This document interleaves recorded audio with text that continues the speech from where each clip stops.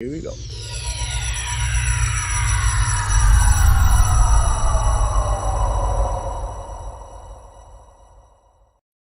Welcome to Before Floor, the pregame edition of 5 on the Floor, brought to you by the 5 Reasons Sports Network. I'm your host, Jonathan, aka 3-Piece Combo, and we're joined by our usual guests as normal. We're joined by Mr.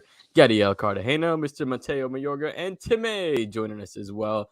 Jose Mato is actually joining us with some news. Jimmy Butler is out coming in, so just a little heads up coming in for tonight's game. As always, if you guys are on the road, make sure you guys drive safe. If you're home, please make sure you guys like the video. Make sure you're subscribed if you're not already.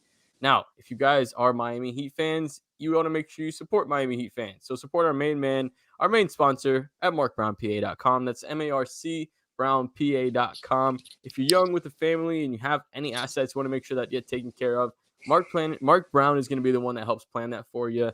If anything happens to you, reach out to him at 954-866-8513. He's based out of the North Lauderdale area and services the entire area. And I always say he's a Heat fan. So make sure you give your business to a Heat fan and don't give your business to somebody else. So give Mark Brown a call or reach out to him at marcbrownpa.com. Now, you also want to go for your daily fantasy. You want to go to prizepicks.com, right? Prizepicks.com. Use the promo code 5. That's FIVE. Spell that out. They'll double your deposit up to $100. It's your number one spot for daily fantasy. We'll do some rapid fire predictions with some of the things, the way it works, but it's real easy. You just pick some players. You pick if they'll go over or under on their points, rebounds, or assists. And if you get them all right, you win your money. If you do flex play and you got all but one right, you still win some extra money. So it's pretty fun. Like I said, it's your daily fantasy, so you don't have to draft every day, or you're not stuck with one team throughout the season. If you're like me and you have Brace Hall and David Njoku, you're kind of hurting right now with some fantasy of the football. But that's no here or there. But you have, like I said, go to prizepicks.com, use the promo code 5, and they'll redeposit up to $100. Fellas, we just beat the defending champs. Right? We just beat the Golden State Warriors. Now, they're in a little bit of a rough patch, but at the end of the day, it was a game that got away from us last time when we were in their home, but this time we were able to get the win. So before we get into anything else, I kind of want to take away or take a look at some of the positives from the game against the Warriors, because when it comes to as far as the lineups we had, some of the schematic things we did, forcing, using the zone for a lot of possessions, just forcing threes from the players we wanted them to shoot threes from, ended up working out. And Miami ended up getting a win. Jimmy Butler saved us at the end. Gad, I'll throw this to you. What positive takeaways from the Heat win over the Warriors do you see rolling over to this game versus the Kings? Ball movement. I think the ball movement, specifically in the first half, was fantastic. They ended up needing to stop some of that to kind of get to that mismatch hunting and slow the game down a little bit and make the clock run later in the game. But early on in the game, with credit to Duncan and Strus, ball movement was very, very easy to find for the Miami offense. And that type of movement is something they need to continue to try to instill on a game-to-game, quarter-to-quarter basis. Because, listen, that's how the formula is going to work for this team. You're going to have to let your volume three-point shooters shoot volume from three and kind of live or die by the three until you get some synergy from Tyler and Kyle. You get some synergy from Jimmy and Bam offensively. Jimmy and Bam, we've been waiting 3 years on that, and we haven't really seen it click as well as we would like it to. So really just the ball movement is something that I think they can really build upon. And that might also include giving Duncan a little bit more minutes than he's been getting. Timmy, where are you at? What else did you like from the last game against the Warriors that maybe you see rolling over coming into this one? So I'm not sure if Duncan is trying to advertise to be the next Splash Brother, but he really wakes up for these Warriors games. And in this short season, my one complaint with Duncan has been like the hesitation. Like, guy, if you get the ball, shoot it. And there was like 3 possessions back to back where he like. My favorite one actually was like with Gas saying ball movement, and we usually think of our guards with Duncan like pump faked, dribbled, fake pass, floater, and celebrated. Like you didn't see that type of excitement from Duncan last year. So and at training camp he said he got his mojo back. I'm happy to see he's actually like he's not beating up himself. He's actually happy to play basketball now, and I 100% agree with Gad. How this team is currently constructed, you have to take your threes. You have to live and die with the three. It doesn't make sense. You hesitate on the open three. You got to put them up. The ball movement was great. The guy said in the pod this one that Caleb looked a bit off, but Caleb has been great this season. Like that against this team, you needed your guys to run. Like the best three in my opinion this season has been Gabe. Outside the other guys, Gabe has looked great. He shot poorly. Gabe just looked great. When Kyle went to the bench and ended up causing a 20-3 run, like I don't think that's a one-time thing. I think it's the youthfulness and the energy and the defense, and we all could agree Kyle's lost a step. But I am more comfortable and possibly switching it up and letting Kyle go for some contracts and Gabe starting than I was pre in the preseason. Like I love the energy these guys brought. And maybe Baum also wakes up for Draymond Green because those comparisons to best player of the year. But Baum was just he gave it all and I think it was Alfu said that if Baum plays 48 minutes a game, he's the best team in the NBA. Like the numbers with Baum on the court, this team is a perfect team. And Deadman, wow, like I was calling him Deadman all last week, but Deadman played great minutes in that first half. Great minutes. Overall, as positives, the ball didn't stick as much, which has been like our biggest complaint. I know you sound like a broken record, but the ball was sticking too much these last couple of games. I just hope that we could, and and it's a hope, but every single night won't really be the team because without Jimmy, the team completely changes. We might shoot 73 tonight without Jimmy. But I hope we can still build on the energy and the role players getting more comfortable. Yeah, now, Mateo, you can always take away a little bit more from the losses than we can from the win. What things against the loss against the Kings, and obviously they don't have De'Aaron Fox coming into this game, but what things in that loss against the Kings do you see shoring up a little bit better this game out? What things do you see maybe Coach Spo adjusting? Or he talked about Tyler Hero, even though with a high scoring output, not having a solid game. What adjustments do you see the team making from that individual performance against the Kings last time out?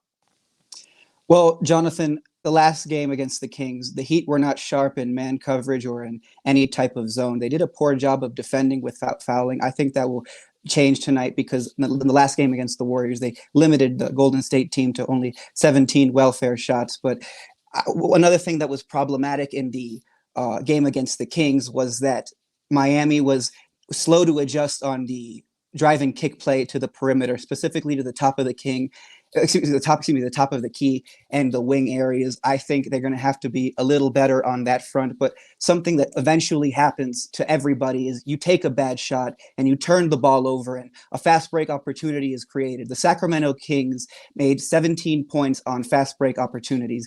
When turnovers and bad shots happen tonight, everybody for the Miami Heat has to retreat to the other side because those are real back-breaking plays that can really swing a game. And the last game against the Kings was decided by 6 points. That's really 2 possessions. So I think those are things Miami cleans up. Their closeouts to the perimeter, their containment of dribble penetration, and their transition defense. I would say most of all. Definitely. Now, Timmy, last time out, right? De'Aaron Fox, like you said, we played against De'Aaron Fox, and he has been absolutely phenomenal for that team. So now there's no De'Aaron Fox. We've seen kind of a style or maybe kind of a trend over the last, I don't know, 5-8 years. Random teams with no stars always seem to step up against us, right? That's kind of been something we've allowed to happen. Maybe we overlook the team that we're playing, right? So with no De'Aaron Fox tonight against the Kings, what adjustments do they make, and what worries you about that team? Malik Monk, a very well-known Heat killer, is going to be playing without his best friend and without Davion Mitchell, who is not really he's a chucker, he's a defender, he is a ball. He stops the ball on the other side of the ball. So the ball's going to be in Malik Monk's hands a lot. Mr. Red Velvet also had a crazy game, maybe last crazy 2 games. So I'm very afraid of those 2 guys just going up because we've talked at length about how Kyle Lowry is not the POA defender that we paid him to be. Hero can match one of those guys shot for shot. I don't think Larry will match other guys shot for shot. Rich Holmes is the better backup center, so I'm afraid when Bam goes to the bench, Holmes just destroys the boards, and this team might be without Swiper, who is probably one of the 3rd or 4th fastest guys in the NBA, but they're still going to be running up and down. Like we have my personal favorite rookie, Keegan Murray. You have Harrison Barnes. All these guys are going to run. They're going to run. They're going to run. And if we turn over the ball, like we have sometimes against these not bad teams, because this is a weird NBA season, everyone is off. These these teams with less stars, You could see it getting pretty bad. Second night for back to back.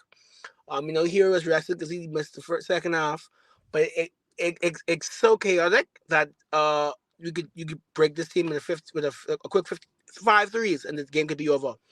So take care of the ball for sure, and just pray that Monk doesn't go for 50, which he might. So for Gad, the Miami without no Jimmy Butler, right? He's kind of been over the first couple of games, kind of like the steady, calm ship whenever the things have gotten hard, and he's been able to lead us to the victories when we've had that time, right? So no Jimmy Butler tonight. Who has to step up in his role for Miami to get the win tonight? In his role, I think it's twofold. I think defensively, you want it to be Caleb Martin. I think he's one of the people that's going to be on the floor. But offensively, I know people might also point to Caleb Martin because he had some big games and he's capable of giving you some facsimile of what Jimmy gives you offensively. But I think it needs to be Bam, right? Like this needs to be a Bam game. Now, that doesn't mean he needs to score 30 points, but like Bam should be on triple-double watch tonight because Domantas Sabonis, when you translate that to the Miami language, it translates to food. Like that should be the easiest thing for Bam to just be attacking play after play tonight. They don't really have any defenders that should be able to give him that many problems. So really, I just want to see Bam. I want to see Bam be the hub of the offense, run everything through him, play him with a bunch of shooting, and bomb away from three, in addition to hitting Bam on the roll. And I think they should be in good shape. Like, I respect Davion Mitchell and some of the players that they have on this team. But, like, this is the Sacramento Kings. They beat you. They embarrassed you in the first half the other night on their home floor.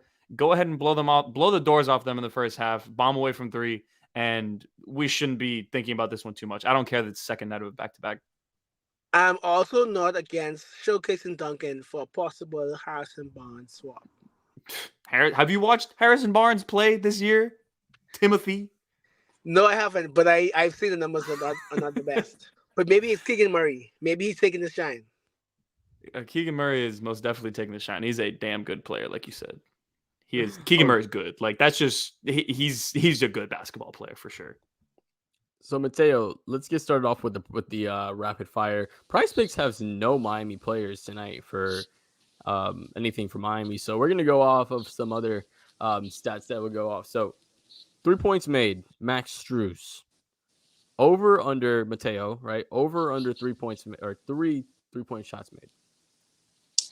I'm going to go with the over. I think he's going to be very active coming off screens and pin downs, especially the ones set by Bam. He is the team's best screener. He gets usually anybody he sets a pick for, he gets open. I think Max Strus is going to continue with his hot hand. So I'm going to hit the over for sure. So you're talking about Duncan, Timmy. Duncan over under 3.5 3-point shots for Duncan. You're going to take over on that? Over, like I say, without Jimmy, we've seen this enough times, sadly, because of COVID and injuries last year. Without Jimmy, this team becomes the old Warriors, like 3 or nothing, like 7 seconds or less, bomb and threes. So yeah, I get Gabe might have 3, Max might have 3. Like I could see all these guys going for like 4 to 5 threes tonight, made. Combined points, Gad. Combined points for Tyler Hero and Bam Adebayo. Over or under 55. Whew. I'll go under, just because I don't know if you're gonna see. I think you might see more playmaking from both of them than you normally do, because they need to win this game, in my opinion, with numbers 3 through 9 on the roster as opposed to the top 2. So I'll go with under. Although I think they'll probably combine for like 48-ish, if I had to guess. Yeah, that's probably roughly close. Mateo, kick us off on predictions, bro, and then give me a key to tonight's game. I am going to go with a Heat win, but the biggest factor to me that I think is going to also carry over from the last game was the Heat's ability to force the opponent to play mostly from the outside. And I think they're also going to limit their free throw attempts, in part because De'Aaron Fox is not available. They're going to be much easier to guard their assault on the rim. And another thing, so their best scoring option is going to be Domantas Sabonis. His initial matchup is going to be Bam Adebayo before a switch happens. I think Bam is going to take it very personal because, he was an all-star once. Bam was also once before, and Bam didn't have the best start of the season. He's improved slowly but surely. He took 15 field goal attempts the last game. It's not as much as I'd like to see, but he had 23 or 24 points. I think he's going to make a point to pull up from mid-range every time Sabonis gives him space. So I'm going to go with the Heat win. And I think Bam playing well is a huge factor. And I concur with a lot of the points Gad made earlier. Timmy, how you feeling, brother? A Heat double-digit win and keep turnovers down. Let's build on these last couple of games where it seems to be clicking, ball movement without but safe ball movement, like not any wild passes, safe ball movement, and just a bit of aggression from Bam. But yeah, double-digit win for sure. Yeah, close this out, bro. I'm going to say Heat win as well. I'm with the guys. But I think one of the things that I want to see, I don't know if it's so much a key to the game as opposed to just something I want to see from this team against a team like the Kings. Basically, I want to see them be more selective with their switches. I don't think the Kings have too many guys that can punish them outside of Sabonis. But you don't want to let Sabonis get anyone not named Bam Adebayo in this starting lineup guarding him, because for whatever warts he has as a player, he can punish switches and he can score in the paint at will. I think he went like 8 of 9, 8 of 10 last time that we played them. And you would guess that Bam was not guarding him on a lot of those attempts. So be a little bit more selective. If it's not Kevin Huerter, let him pull up, live with the result. And that's really, I think if they're able to do that, they could hold the Kings to a pretty low offensive output today. Yeah, I'm going to agree with all you guys. I think with no De'Aaron Fox, it's kind of like cutting off the head of the snake. You're still, like you said, have Sabonis and a lot of younger guys that can get hot for sure. And you don't want to allow catch rhythm. That's something that Miami allows to do, is sometimes allow shooters or allow the guys you don't want shooting to shoot the ball. But you still don't want to give those guys open shots, because at the end of the day, they're NBA players. And if they get a rhythm, it becomes a little bit easier for them to make those shots. I think it's going to be indicative as far as, like Timmy said, not turning over the ball against a team that's a lot more, agility, a lot more younger than you. And they're one of the best inside the paint, top 5 as far as percentage inside the paint. They're bottom 3 as far as percentage outside the paint. So, like you guys said, force them to shoot the threes. And I think that's really the keys to tonight's game. Now, like I said, if you guys are also making sure you guys like the video, make sure you guys also subscribe. And if you're young with a family, go to Prize Picks, go to Mark Brown PA for that one. Go to marcbrownpa.com or give them a call, 954-866-8513. If you want to play some daily fantasy, that's where you go to Prize Picks. That's not for financial advising. Go make some money at Prize Picks and then use that money to pay for Mark Brown. So go to Prize Picks, use the promo code 5. That's FIVE, spell it out. Alejandro is going to take you guys away with some interviews from the players. Alejandro? All right, guys. Thank you very much for joining us here in the pregame show. If you're young with a plan, or if you don't have a plan, you can play still. Just go and visit prizepicks.com, like Jonathan said, and why not have some fun and then get back to the reality and talk to Mark Brown during the day. All right, let's continue with our pregame show here tonight. After the Miami Heat beat the Golden State Warriors last night, 116-109. Let's listen to Eric Spoelstra talking about this particular win. Very important to start the homestand for the Miami Heat. Let's continue with our pregame conference here right away on the 5 Reasons YouTube channel. Here we go. Eric Spoelstra talking about that win against the Golden State Warriors. Halloween and this, so it's a back-to-back-to-back. Yeah, right? Well, if you have anything left, was that the type of challenge you made because you got 2 timeouts and you might as well? Or was there a deep conviction as soon as you saw that and turned to the bench that you knew you had No, it wasn't a deep conviction, but I trusted Jimmy. You've obviously been through this a lot of different times, and you have to earn a level of trust with guys. Jimmy usually doesn't look over to the bench and give me the signal. I always laugh when people are like telling me to challenge something in the first quarter, and really at that point, it could be a very big momentum swing. So he and Kyle both, looked over. I was waiting, to see from the bench, but couldn't really tell. So just kind of went on a leap of faith. Unfortunately, it turned out, for us. How big was the bench tonight, just winning those minutes when they were out there? Yeah, this is we want to just stack good days. You know, that's the whole thing, you know, right now. How many good days can we stack and build on it? You know, we've been working to try to find a flow, you know, with the first unit and then also with the second unit. You know, they've really been working diligently, you know, to be able to provide like a big time spark, you know, for us. And that's what they did tonight. The entire bench was very inspirational. Gabe had 8 rebounds. He was all over the place. It just shows you how you can really impact winning, you know, in a lot of different ways. I thought he had his fingerprints all over that second half. Duncan was,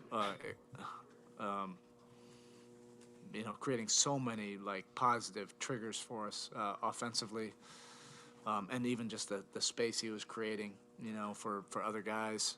Dedmon gave us some really good minutes. You know, I just felt like he had a live body. You know, tonight I think those extra days really helped him. And Max just continues, you know, to step up and fill a lot of different roles. With Tyler out in the second half, he had to start and play, you know, some bigger minutes there. And I thought he was rock solid as well. I know it's only the 8th game, but it hasn't been a great start. Guys press and get frustrated when that happens. You're down 10 in the third to a really good team, late in the third to a really good team. How worried are you in these moments, and what I guess where did the confidence come from with this group when things haven't been going well? Yeah, there's and not weren't going well necessarily in that moment. Yeah, I don't think there's necessarily confidence, Tim. I think you have to go through it. That's where you develop confidence. You develop a grit. You develop some mental toughness, that collective resolve. And the only way to really develop that is to go through it, to have the frustrating moments, to come together. I thought there was a lot of good dialogue, guys holding each other accountable, speaking eye to eye what we really needed, you know, during the course of the game, and finding solutions. So you want to use all these experiences to you know, steel yourself and develop some of that grit. Tyler Hero on that play, and I know he was sort of questionable at halftime. Can you take us through the process of when you knew you were without him? And honestly, with the game tomorrow, prognosis may be going ahead. I don't know right now. He looked better now than he did when he was walking off the court. You know, it wasn't that he got crushed on the skull. It's just he got like hit like in his eye, and so that puffed up immediately. You know, and he couldn't see out of that eye. He was using the halftime to see if he could get back out there, and the trainers really decided, like, hey, let's you know, not to jump the gun so early in the season on this. And so we'll just see how he feels tomorrow. After the game in the locker room, he looked better, but you know, we'll have to wait till tomorrow. Spo, in a game when there's so many elite shooters, when you have a night like that from Duncan Robinson to kind of show, once again, he's just one of the best shooters on the planet, what does that just do for you guys to show how dangerous it can be? I mean, Jimmy will probably say, like, hey, I shot 7 threes tonight. I'm the shooter. I'm the one that's creating the space for Duncan's drives. You know, Duncan is so ignitable, and regardless of whether he's knocking down shots, he has that reputation that everybody on the opposing bench is screaming, you know, and always like trying to call out where he is and what kind of actions he does. He has a great feel and nuance for how to set screens, or how to get behind the defense where they don't see him, or how to run to the ball to create an action, an overreaction. And he's been steady. You know, this is not easy, you know, for any of these guys as we're trying to figure this all out. But he has incredible grit and perseverance. Nothing that happens will affect his approach the next day. He just comes in every single day working at it, and those minutes were so important. I think he was plus almost 20 in the game. And you're playing against a team like Golden State where they have shooters all over the place. Well, you need to fight shooters with shooters as well. Maybe it's because Duncan was out there more, but it seemed like there were more handoffs today. How important was that in getting reaching the 43 mark tonight? Yeah, there's a lot of different factors to that. I think there's a little bit more poise during middle of possessions when we could cough up some maybe quick shots or ill-advised shots where we don't know where that could turn into something else. Jimmy getting quite a few attempts up helps. Those guys launching them. But I thought all of it was kind of in our strength zones. We also were getting into the paint, getting to the rim, attacking. That's first and foremost for us. It's a symbiotic relationship, but we have to be assertive. We have to be aggressive, getting into the paint first. But all those guys were ready. We had some really good possessions in that second half where there was extra ball movement, driving kicks, and finding the good to great shot. Jimmy, on the two decisive plays, were those necessarily calls for Jimmy, or was that just sort of Jimmy being Jimmy, get the ball? Yeah, the other actions we were trying to get, some kind of trigger, with him and a screen with Duncan at first, and then it was with Gabe, to see if we could shake him free on a mismatch. And then, that last one, that's just Jimmy creating something out of nothing. That's basically everybody just giving him space. We got a pick and roll, and he got to his spot and just elevated and hit a big time clutch, jumper. It's one thing to be up 5 against Golden State. If you're up 3, you're not relaxing at all. Thank you, Coach. Okay, thank you.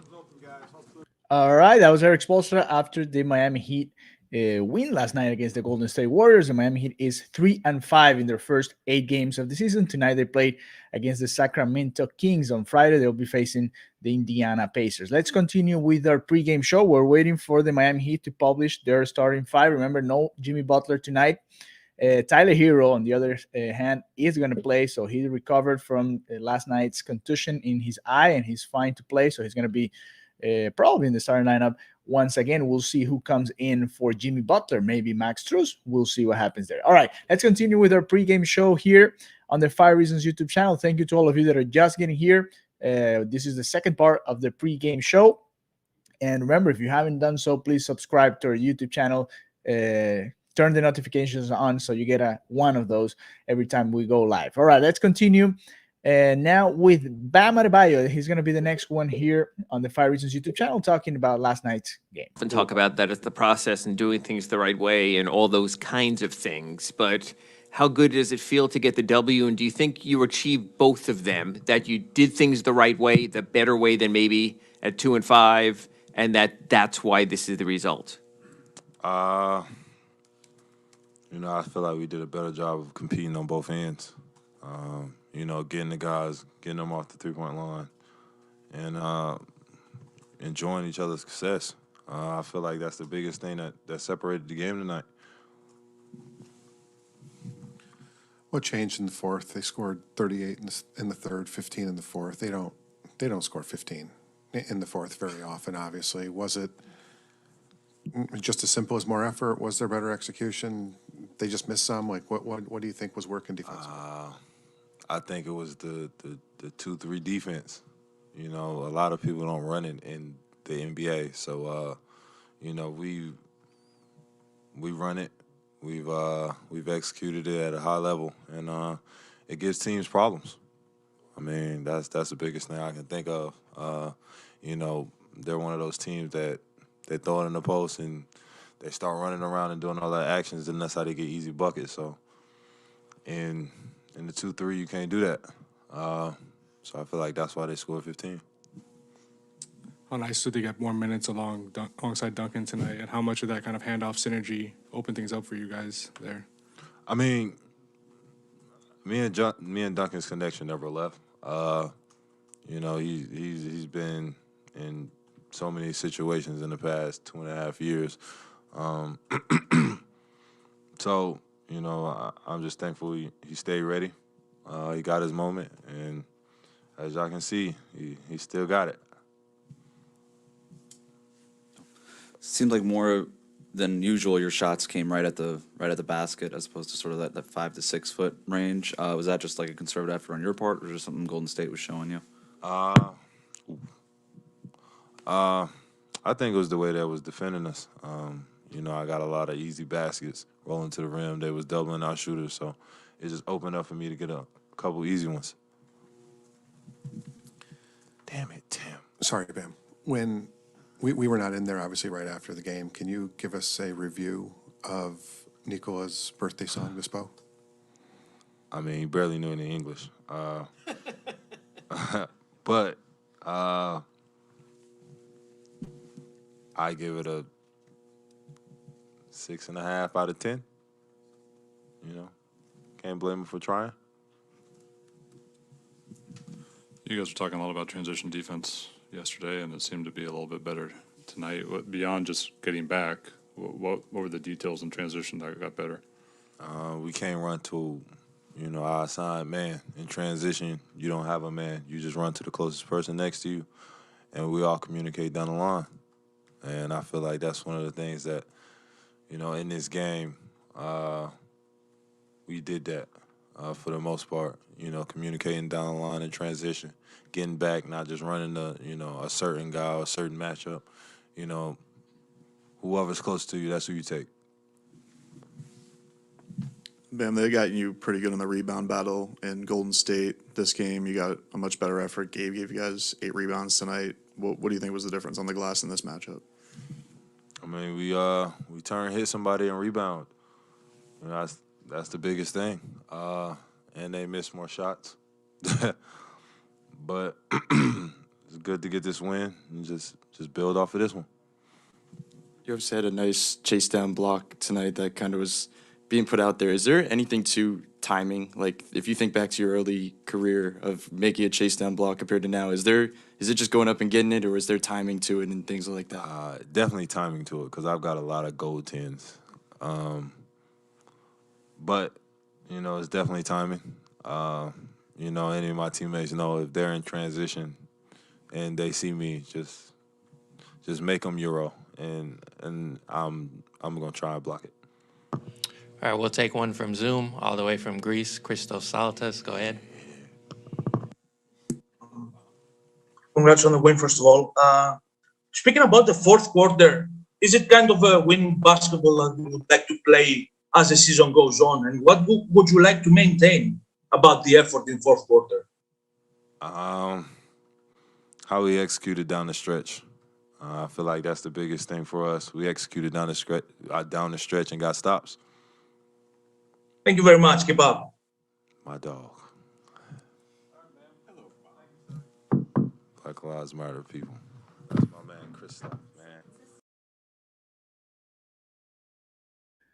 All right, that was Bam Adebayo talking about what happened last night against the Golden State Warriors. Let's see how the Miami Heat plays it out tonight. Remember, no Jimmy Butler and Tyler Hero will be playing. So no Jimmy Butler and no Omer Yurtseven. Those are the two guys that are not going to be able to play tonight for the Miami Heat. Let's see if they posted their starting 5 already. Nope, nothing yet. So we'll have to wait a little bit more. Let's continue with our pregame coverage then. Thank you to all of you that are just getting here. Thank you very much. We still have Kyle Lowry, Duncan Robinson, Max Strus, and a couple of clips coming from our friend Brady Hawk, a little bit of their film dives that he does here on the 5 Reasons YouTube channel. Let's continue with Max Strus, who was the hero from last night's game coming off the bench. Let's see what he said about that game against the Warriors. A good amount of minutes, obviously, with Duncan tonight. You've talked about that development over time. Do you sense a difference in movement in the half court when you both are out there? Because obviously tonight in that lineup, it was kind of where the flow began to go early in the game. I think we just made shots tonight. I think that helps, obviously, but and we got stops. Our defense in our second unit in that zone, I think, really changed the game in that first half, and was able to help us go on a little run. And then, Duncan and I made some shots, and everything just clicked at that point. How much of an emphasis was there to get more threes up these last 2 weeks? Yeah, that's definitely been Spo's point of emphasis, especially with that group that we're in. Just trying to unleash Duncan and I in that group and get us open more and more open looks. I think we did a pretty good job of that, and having Dedmon back definitely helps. Sets good screens, and Gabe's great at getting in the paint and getting us open looks. So I thought our second unit was solid tonight. You guys got to get back right back at it tomorrow night. But is there, I guess, a sense of relief that you got this one across the finish line in the locker room? Winning cures everything, so definitely feels good. But like you said, it's right back at it tomorrow to a team that we just lost to last week. So we know what they're bringing. It's time to get another one and have a good little home stretch here. Max, why is, even as personnel has kind of changed over the last few years, why has the zone always seemed to be such a potent defensive weapon for you guys? I think it just allows us to change the speed of the game, especially with a team like that when their offense is so fast and it's all ball movement and playing off us messing up switches or messing up a defensive coverage. So I think with that, it just kind of slows down their offense and makes them just pass around and shoot a lot of threes. And I think it gets us going a little more when we extend it full court. And I don't know. It's been working. I don't know what it is, but I think we're just pretty good at it, and we have a good flow as a group together in it. Max, Jimmy was just sitting here talking about your growth in general, but made sure to throw in that you have one dribble move. I just wanted to get your reaction to that and maybe a response. I wonder which one he's talking about. But yeah, he's probably right. I don't have much, huh? Which one? Which one did he say? Between the legs. Yeah. Oh yeah. And I love that he's giving everybody the scouting report. Typical Jimmy. But no, I think I have a little more. But yeah, trying to do more, trying to get comfortable at doing more. I think tonight I did a decent job of that. So whatever it takes for us to win. I mean, with Tyler going out, we needed somebody else to get in the paint and score. So kind of took that role.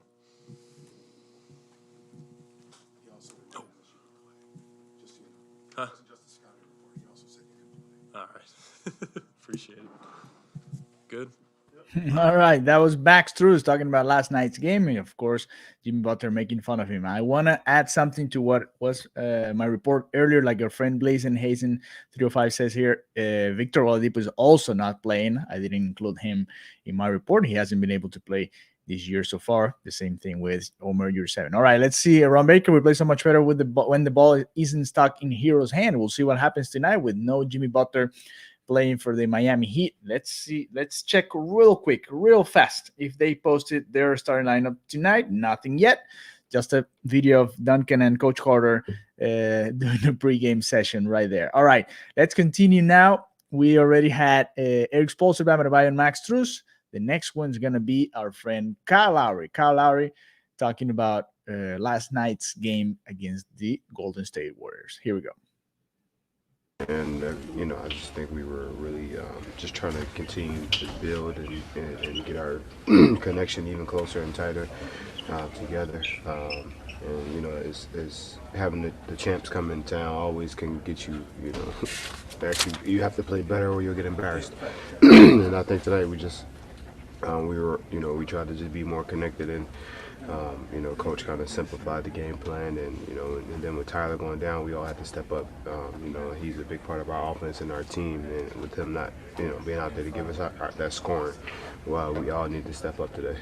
Kyle, there's a lot of talk about transition defense. Is it really as simple as guys were talking about, which is just getting back, or is there more detail to have? I think we just kind of watched the film yesterday of our transition defense, and I think Coach made some great points of how we can get back and getting back and doing things the right way, and not just running to your specific matchup. And I think tonight, we did more of just figuring out who we got on the fly and match it up and just helping each other as we went. Is this three-point game more indicative of who you are and what you want, or was there a concerted effort, or did it just flow because there was ball movement? I think it was a concerted effort from our team to get it done. Coach mentioned that he wanted to get myself and Max and Duncan and Tyler, but unfortunately we had Caleb more shots, Jimmy more threes, and just kind of get the ball, get shots up. And I think that was the effort of our coaches, Coach preaching that to us to get it done and get it up and get them up. What did having Duncan out there just for those 20-plus minutes kind of help? It just the floor spacing. Him and Bam have the connection that's unique. And he made some threes and got some open looks. Got a left-hand layup, and I didn't know he could use it. But just him and Bam's synergy is great. And then just giving us floor spacing and another shooter helped. What was going through your mind when they went to the review? Jimmy said he hit the ball. He said he hit the ball first, so that was what going through my mind. I believe my teammates, what he said. 30 points in the second quarter, 30-something for the Warriors in the third quarter, but then just 15 in the fourth quarter. Like, what changed for you guys as the game went on? Was it just a matter of sort of figuring it out? Coach made a great adjustment, went zone. Great adjustment. Great coaching, seriously. That's great. That's why he get paid the big bucks and made a great adjustment for us as a team. All right, that was Kyle Lowry talking about last night's win against the Golden State Warriors. Hi to our friend Lalo Vasquez. Is Victor Oladipo still listed in the injury report? Yes, he is. He hasn't been able to play this year, and we'll see how long it's going to take for him to be back. All right, the starting five is out, like our friend Lalo Vasquez says here. Starting five for the Miami Heat is out. Let's see. All right, it's Kyle Lowry, Tyler Hero, Max Strus, Caleb Martin, and Bam Adebayo. So Max Strus goes in for Jimmy Butler tonight. Remember, Jimmy Butler not available for tonight's game. So let's go by it again. Kyle Lowry, Tyler Hero, Max Strus, Caleb Martin, and Bam Adebayo. That's a starting five for the Miami Heat tonight. Thank you, our friend Lalo Vasquez. He wrote it down right there in the chat. And thank you very much. All right, let's continue with our pregame show coverage here on the 5 Reasons YouTube channel. We are about 30 minutes away from the beginning of this game. And let's see who we got next. We have Duncan Robinson, who had a great game last night coming off the bench. Let's see what Duncan had to say about this particular win against the Golden State Warriors. Duncan, there's so many elite shooters on the floor, and you're able to kind of shine above all in the win. Like, I know you want more than shoot, say it all, but like, what does that mean when you have a game like this against guys like Steph, Clay?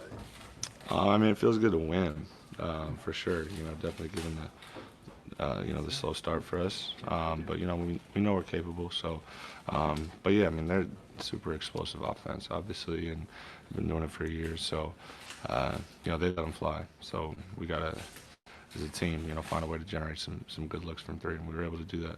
How much of an emphasis was that to get a higher amount of threes up there because of the opponent, because of the small bit, to start the season? I mean, I think it's something we've been talking about as a team in general. Just, shooting more threes. The best offenses in the league do it. They get up around 40 threes a game. So, it's something that you just kind of adjust, early in the year and, realize that we got to shoot a little bit more. We got a lot of guys that can shoot them. So, yeah. How important was it for guys when Tyler went out for sort of everyone? You always talk about picking up the slack for someone. So knowing he was out for the second half, you, Max, a bunch of other guys, the way you guys stepped up.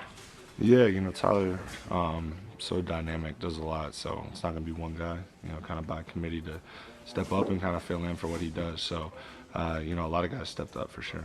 We played it a lot, throughout my time here. So the principles I think everybody's comfortable with and on board with. It's just a matter of kind of like building that connectivity on that end. Same thing with any sort of defense. So, it's a good curveball that we've used periodically. And then when you have a game like this where it's kind of messing with them, then you just kind of run with it. Even as roles change, rotations change, lineups change, minutes go up and down, is it good to know that DHO game is pretty much always there for you guys to slide back into when you need it? Yeah, I mean, I didn't think it'd gone anywhere, but it's a lot of it's Bam, man. He's super dynamic and skilled, and if I can get it to him on the backside, pretty good thing for us.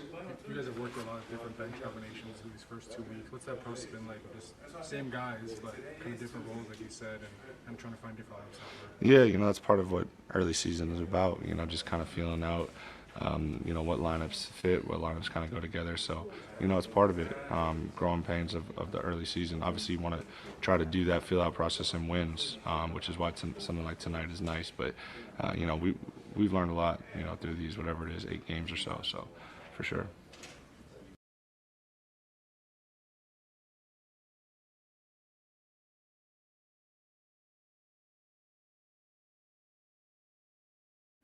All right, that was Duncan Robinson talking about his connection with Bam Adebayo and about what went right for the Miami Heat last night against the Golden State Warriors. Let's continue with our pregame coverage here. We are, let me see, around 25 minutes away from the beginning of this game. We still have a couple of clips from that I want to share with you guys because I think it's pretty illustrative of what the Miami Heat has been doing and the adjustments they've been doing in the last couple of games. Our friend Heat, not a hater, says Strus can play the four sometimes. I like his pressure threes and defensive intensity has improved.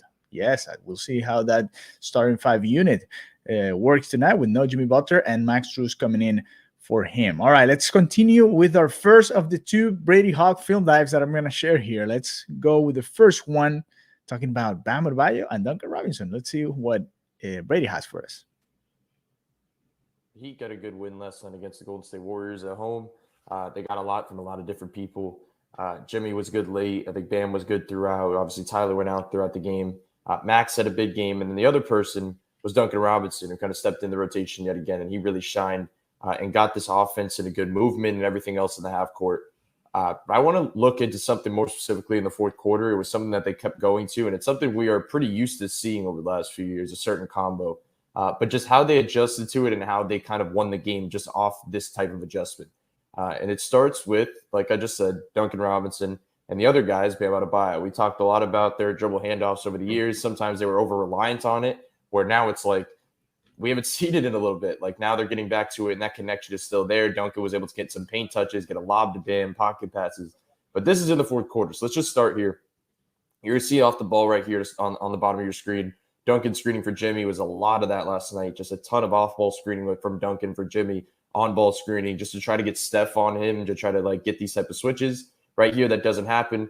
You're going to see right here, Bam's going to get down low. Duncan slips it, Bam gets down low, and it's going to be kind of like a handoff reversal. Right in the corner, a little tight space. They send two. Draymond gets a hand on it, and it goes in the other direction. The reason I'm showing that is because the process was there. The 7 minutes left. You're getting that empty corner stuff. Draymond just makes a good play. They send two of them, a little bit of a surprise. It goes in the other direction. There you are. Now a minute later, you're at the 6 minute mark. Here's another variation of it. You're going to see Jimmy kind of with pick and roll. Bam swings back out. Here's a handoff for Duncan. They send two again. What's the play here? Well, it's kind of messed up. You're going to see because Jimmy's cutting through the lane. You can't really hit Bam in space right here. And you're going to look at the bottom of your screen. They're going to help off. It's not working. Well, it's the adjustment from here. They saw the process was there. It was just about executing it. So now we fast forward a little bit more to the next possession. What's the adjustment? How do we get Bam in space without them tagging? Well, right here. You set a pin down for Duncan to come get it with Bam on the weak side right here. He's going to catch it. They send two again. He knows it's coming, so he's going to basically get out of his hands immediately. And once again, it's empty corner. Look at the corner of this side of the floor. Like you're basically having to ask the weak side defender to rotate late. And when that's a Gabe Vincent type that's in that dunker spot, it's going to be a small guard that's rotating anyway. Now he hits Bam right over the top, gets the easy lane. Now you're going to fast forward a couple possessions. I think this is the next possession as well. Similar look in general. Now we're going to see Bam come get it again in the high post. We're going to wait. You're going to wait. Jimmy screening for Duncan. A little flare screen. He's going to reverse it back this way. Right before I touch on before this play was a timeout. So after kind of the Bam slip and bucket, it was a timeout. So Miami knows that Golden State's adjusting. They're not going to keep sending two and let Bam just dictate on the roll and play 4-on-3 on the backside. So knowing that they were going to make this adjustment, what is Miami's adjustment? Well, it's basically saying we know that they're not going to fully send two on this play. Duncan Robinson is going to just shoot it right off the screen because it's going to be a different look defensively. So as I go back to show it in real time, he comes off the handoff right here. He doesn't fully show and send two. He fires over the top. Still a tough shot, and he hits it. But the way that Miami was able to do this, they tied the game at 107. A couple buckets later, we see Jimmy kind of dictating late. Kyle got a good bucket. But this little stretch from the 7 to 4.5 minute mark of just running this action and just kind of manipulating Golden State's defense in this way was kind of the reason they got to this point in the game and kind of ended up getting this win. All right. What do you think about Brady's film dive right there? He goes through the offense and what went right between Bam Adebayo and Duncan Robinson especially. So now let's go to talk about defense because Brady also broke down a little bit of what was one of the keys of the game. The only 15 points that the Golden State Warriors could score in the last quarter of last night's matchup against the defending champs. So let's go and start to finish our pre-game coverage here on the Five Reasons YouTube channel with the second one of the film dives coming off Brady Hawk's playlist here on the Five Reasons YouTube channel. And thank you to Brady for all the job that he's doing. He's just doing an amazing work here on the Five Reasons YouTube channel. Here we go. Brady Hawk, second film dive of the night. Now talking about the defense of the Miami Heat last night.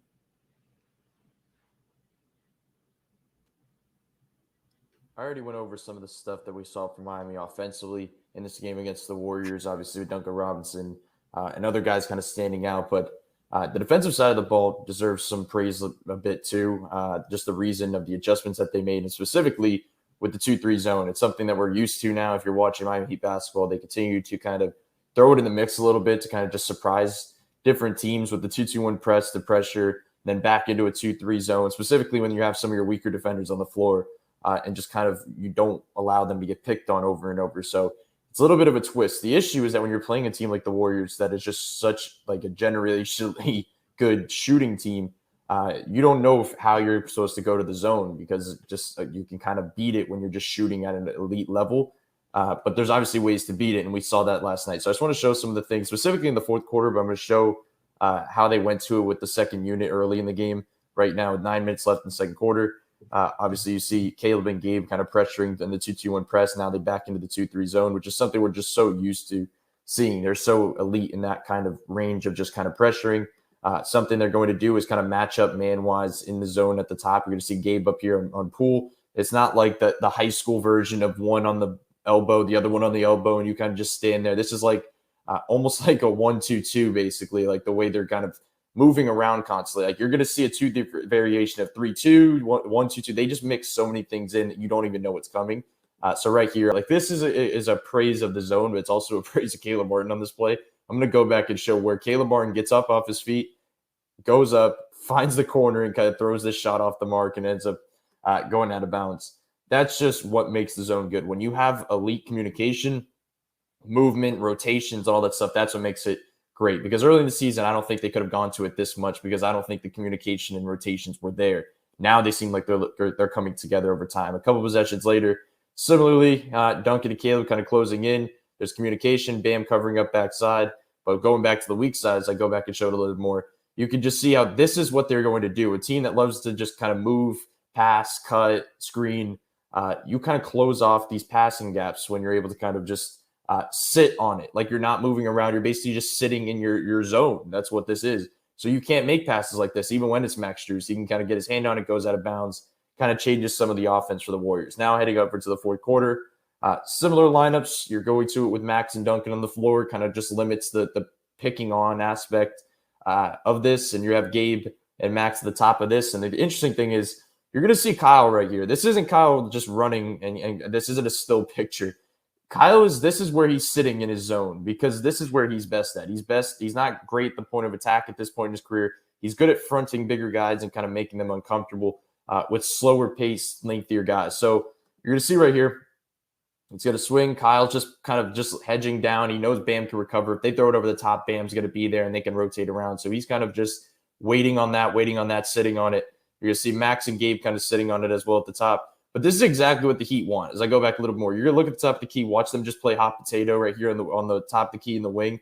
This is the shot that the Heat want. It's Jordan Poole. Yes, he can hit those shots. They'll live with that if it happens because that is just that's settling for a Warriors offense that usually doesn't settle. Another possession, you're going to see another variation. As I said before, it's like now it's like a 1-3-1. Like they just sit in all these different areas because they basically want to set up in kind of matching up with their man inside the zone because they just don't have this type of offense that they're just seeing against this 2-3 zone. Now I go a little bit further. Now there's 4.5 minutes left. Once again, Jordan Poole at the top of it.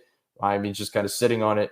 Jimmy Butler now is in the game, which is a little bit different of a look, but I think it's interesting watching Jimmy at the top of the zone yesterday. A lot of times we see him on the bottom box of a 2-3. Yesterday we saw a lot of him at the top, and we know what he can do at the point of attack. And not having to worry about backside help because he has Bam behind him. Like, that's why this could work, specifically end of game. So right here, now Poole's trying to make a play on Jimmy. Swings it, gets inside.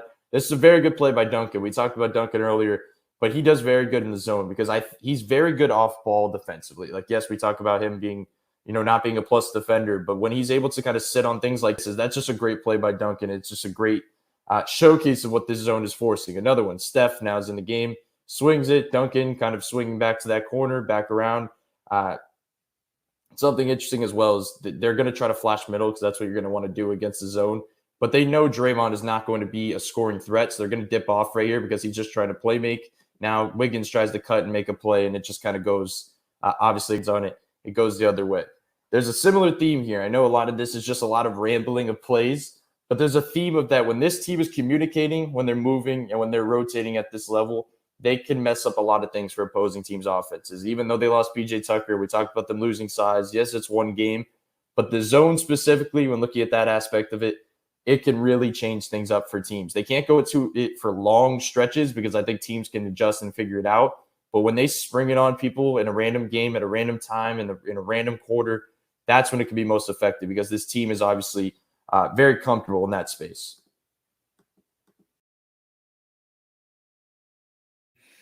All right. What a great breakdown by our friend Brady Hawk. First, talking a little bit about the offense, what went right in that game, and especially in the last quarter, and now the defense, the 2-3 zone defense, and we'll see if they repeat it tonight. No Jimmy Butler, no DeAndre Fox. So two of the main guys of these two teams, the Miami Heat and the Sacramento Kings, are not going to be able to play tonight. No Omer Yurtseven, no Victor Oladipo, also not available for tonight's matchup. The starting five, just Max Strus coming in for Jimmy Butler. Jimmy Butler is not injured. He just has a little bit of something in his knee, probably just managing, as we have seen with the superstars in the NBA in the last couple of years. He's probably going to be available for Friday's matchup against the Indiana Pacers. So here we go. That was our pregame show tonight. Thank you very much for joining us. Here in a second, well, let me see, what time is it? 7:18. So in about 10 minutes, we're going to start our live score here on the 5 Reasons YouTube channel. So if you want to hang out with us, just chat there and talk about the game as it's going on. Please come back to our YouTube channel. We're going to be there just watching the game, just watching. The score is going to be there. You guys can talk. And after the game, right after the game, we have our post-game show here tonight on the 5 Reasons YouTube channel, hosted by our friend Greg Sylvander. So go back or come back as soon as the game's over. And if you want some more coverage during the game, tune in for Pace and Spaces on our Twitter handles. Sean Rochester and Tony Schwartz are going to be taking care of those. So have a good night. Enjoy tonight's game. The Miami Heat facing the Sacramento Kings, trying to get their 4th win in their 9th game of the season so far for the Miami Heat. Thank you very much again, and have a good one. See you later. Bye-bye.